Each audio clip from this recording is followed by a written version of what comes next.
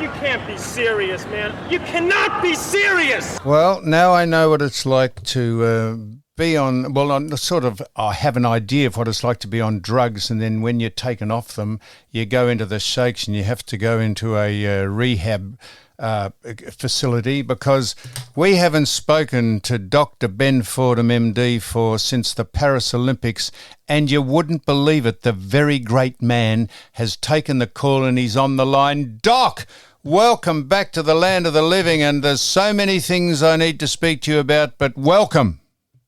Bonjour, bonjour, bonjour. Passez-moi les confitures. I like it. Did you? I know you sent me a nice video of you riding a bike down the Champs-Élysées or wherever you were, and I sent one back. Did you understand what I said when I sent one back, or didn't you see it? No, I don't understand anything you say. Well, no, I said it in French. You said bonjour and I said... Oh, yes, you did too. Yes, no, I didn't understand. What did you say? Give me the translation. I said, good on you. I said, nice to see you wearing a helmet on the bike, which you weren't. Well, not only was I not wearing a helmet, but you know what I was able to balance? I don't smoke cigarettes, right? I've been one of those smokers of cigarettes. Well, over the years, if I'm somewhere and someone's smoking and I'm having a few drinks, I will occasionally kind of borrow a cigarette off them. Right? I'm one of those awful smokers who just never buys his own. But if someone else is smoking one, I'll say, hey, can I pinch one of them? I turned up in France, because everyone smokes over there, I thought, you know what? I think I'm going to have ciggies this week while I'm here. So at one stage, I was riding around on the bike, no helmet because no one wears a helmet, and smoking while riding the bike around the Arc de Triomphe, up the Champs-Élysées, towards the Eiffel Tower. I mean, the freedom that people enjoy in France, where no one takes themselves too seriously as far as rules are concerned, it's frowned upon. If anyone acts like a Karen and they start telling people what to do, if there are too many rules that are put in place, too much red tape, that's frowned upon in France. And I just love that, considering we've got so many knuckleheads in Australia who go out of their way to kill off all of the fun. I just found it liberating, so much so that I thought, well, not only am I going to ride around without a helmet, because there are no bloody helmets for you to grab, but I'm going to have a cigarette hanging out my mouth in the other hand as well. So it was a lot of fun. Surreal, Doc. Were you smoking Galoises? They're the famous French fag that don't have a filter that will blow your lungs out if you inhale them. Galoises. Now, No, I think they were Marlboro Whites, I think they might have been. And the food was fantastic. The French were exceptional. I know that you've been bagging the Olympic Games a little bit on the podcast because I've heard it, but I got to tell you, up close and personal, with a front row seat like I had, I couldn't fault the French. I mean, obviously the opening ceremony was just weird. Disgrace. And I wasn't there for that, but I was watching that back, and that was just bizarre. But, you know, when you're watching all of the Aussies in action, and you know what comes across, Sam? It's really interesting. When you've got all of these Aussie athletes, overwhelmingly they're all good human beings. You don't always get that in AFL or rugby league. You know, maybe because they're treated like rock stars 365 days a year. But for our Olympians, they go 3.5 years without anyone really paying too much attention to them. And then all of a sudden, they're thrust onto the world stage. But whenever you wander up to any of them and attempt to have a conversation and say, oh, look, I've got someone over here who wants to meet you. Could they get a selfie? Is there any way we could do this or that? I just find that overwhelmingly, they just seem to be really decent people. They come from good families. They've got strong relationships with their parents, and that's why you see so many mums and dads there as well. And I found myself becoming quite emotional watching the mums and dads watch their children, and the brothers and the sisters who all flew in because they wanted to be there for their siblings' big moment in the spotlight. And I'm not talking just about the superstar swimmers. I'm talking about beach volleyball and water polo and all sorts of other sports. it was really inspiring to see those family relationships. Now, Doc, I've purposely, because I wouldn't want to interrupt you, I've purposely let you go. Please, I did say, and I made a point of saying, this has nothing to do with the fantastic athletes that represent all the countries at every Olympics. They make the games. I was at pains to say this is not a criticism of any of those people, but the Olympic, they would run a disaster. The French running those Olympic Games, allowing the Last Supper to be degraded, for men belting women to allow them to be cowards to fight whoever decided that. The Chinese swimmers, the Jews having to put up with anti-Semitism at the Fraser Price disgrace about her not being allowed to run in the 100 metres, the sprint events being run, half of them in the wet lanes and half of them in the dry lanes when it started to rain, the gun mishaps and the air conditioning and not at the stadiums. And the closing ceremony was an absolute, it was so boring and so ridiculous and so contrived. Why do you have to try and outdo every single other Olympic Games at the sake of making it just a farce? The athletes. Apart from those 25 complaints, you didn't mind it? Watching the people perform is what it's about, Doc. You're right. I mean, you know the problem is, Sam. The problem is when you give abstract artists the right to design sporting ceremonies, when in fact it's the athlete's time in the spotlight. It's their chance to shine. And that's what we want to see. One of the best things about the Sydney Olympic Games was when they came into the stadium with the torch to light up the cauldron to start the Sydney Olympic Games. We didn't have actors and movie stars and whatever, and that was rumoured for a while. They went, are we going to have Nicole Kidman? Are we going to have Hugh Jackman? But they said, no, we had some of our most spectacular Aussie women Olympians over generations who passed the torch one to another, and eventually it went to the great Kathy Freeman. And Kathy Freeman, you remember there was that nervous moment when the mechanics didn't work and then it froze for a moment. Then all of a sudden it went off and the flame lit up. It was about the athletes who've won gold through generations and decades. That's the way to do it. Well, when you hand it over to artists, they're always going to go out of their way to be bizarre. So that is exactly my point. The amount of crap we had to put up with the French, who honestly, but the athletes. Now, I want to ask you this. Now, seriously. Yeah. Then I've got to ask you something. So, I'm good on you, and you're fantastic over there. And how can you have skateboarding, BMX riding, breakdancing, beach volley? How could you have those as legitimate Olympic sports? Have a different sort of games and trials and different competition for those people. But there's 1 million people in the world who can ride BMX bikes better, can skateboard better, can play beach volleyball better. This should be about excellence and people. You said that people have trained for 3 or 4 years, and no one in those other sports have to train for any length of time. They're just good at doing it if they are. And there's 1 million people in the world that could do better, could ride better, but they just don't get the opportunity to turn up. The next things, and I'm... Well, here's the thing. Let me answer that. I think, look, there are some sports that they throw in there, like the breakdancing thing, and we know how embarrassing Ray Gunn was, and now obviously she's in the centre of a storm. But there are some sports like that don't belong at the Olympics, and it cheapens the Olympics in having them there. However, I think some of these other sports, like the BMX, like the climbing, I think what they do is they guarantee the future of the Olympic Games, because I had something happen to me a few years ago, Sam, and I've never forgotten it. It was Melbourne Cup Day. I'd arrived home in the afternoon after being out at a Melbourne Cup Day lunch, and there were some kids playing out the back of my mum and dad's house. And I knew them, right? So as I got out of the taxi, I said, "Hey, boys, how are you?" They said, "Yeah, good, Ben." And I said, "What'd you think of the Melbourne Cup?" And they all looked at me like I was from another planet. And there was silence. And then one of them said, "The Melbourne Cup sucks." And I said, "Why?" And I discovered these kids, they're like, mate, they don't give a stuff about the Melbourne Cup. And the Olympics faces a similar fate. That's why by introducing a little bit of BMX, a little bit of skateboarding, a little bit of rock climbing and whatever, you're able to guarantee the future of the Olympic Games. That's all it's about. It's future-proofing the Olympics. Doc, I couldn't disagree with you more.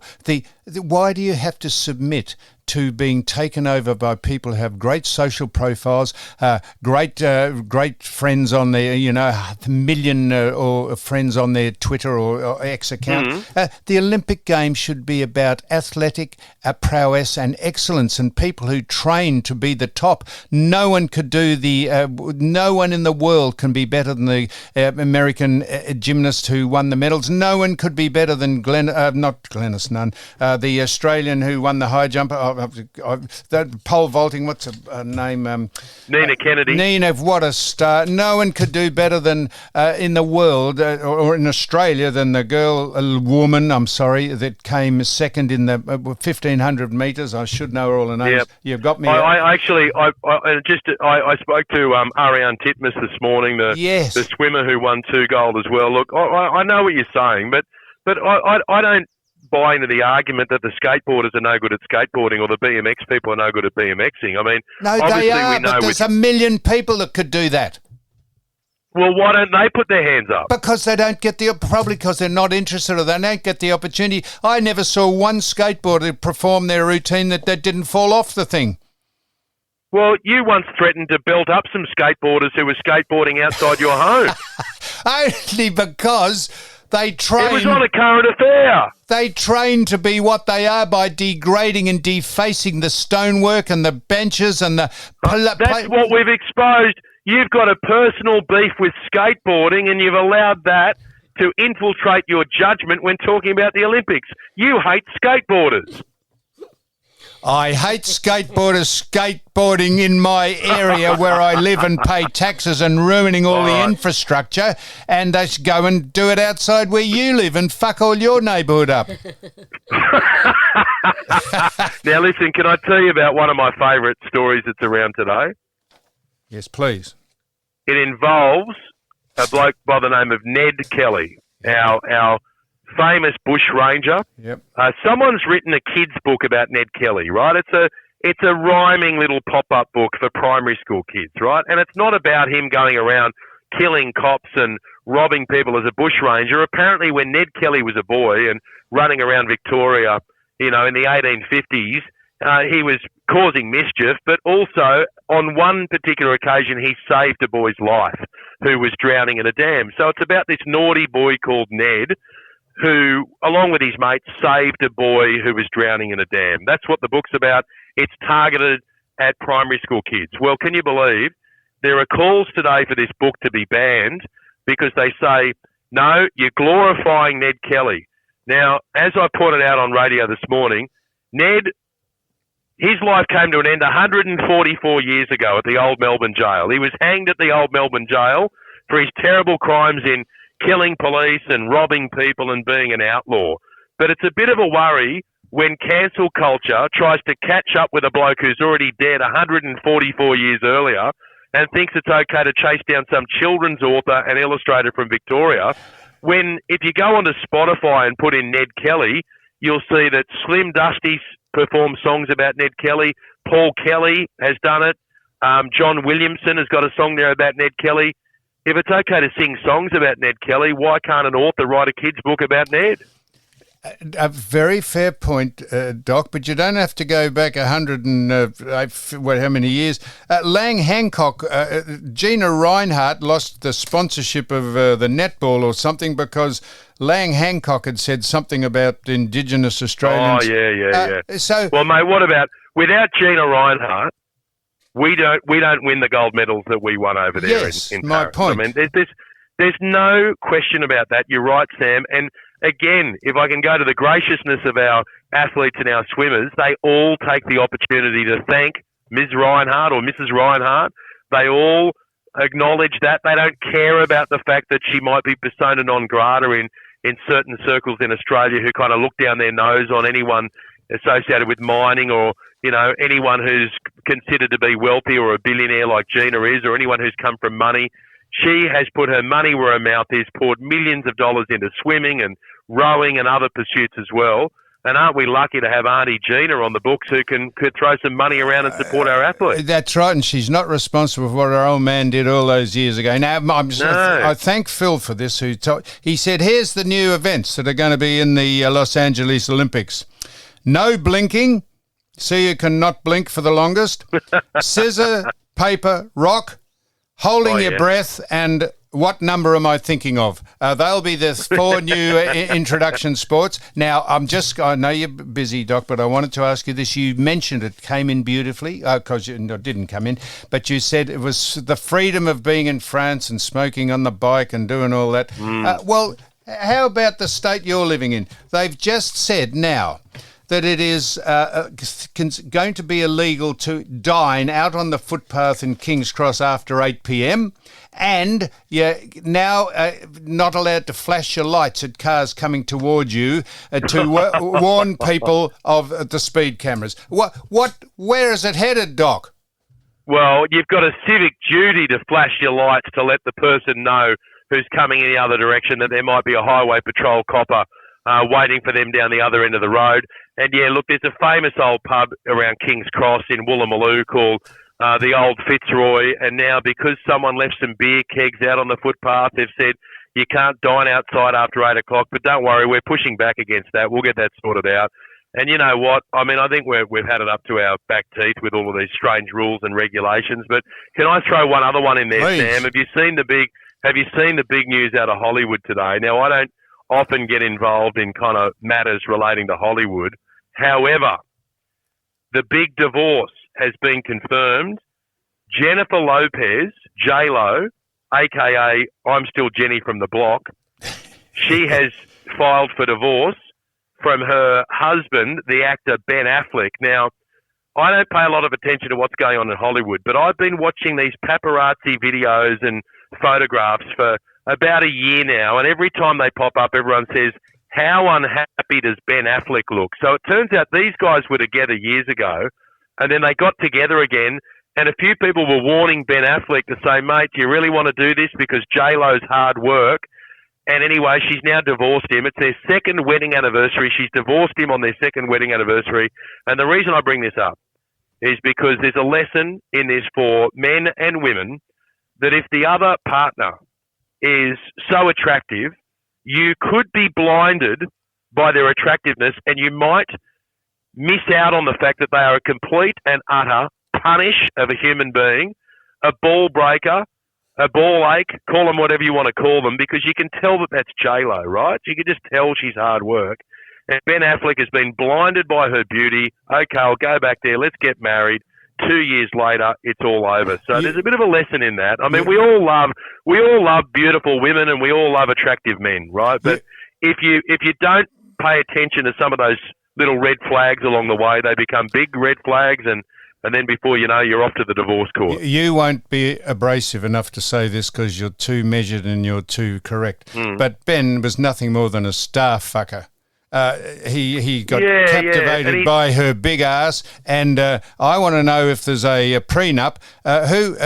J-Lo would buy and sell him, wouldn't he? She? Yeah. There's no prenup. I'm reading online. There's no prenup. And you're right. I mean, Ben Affleck's a bit boring.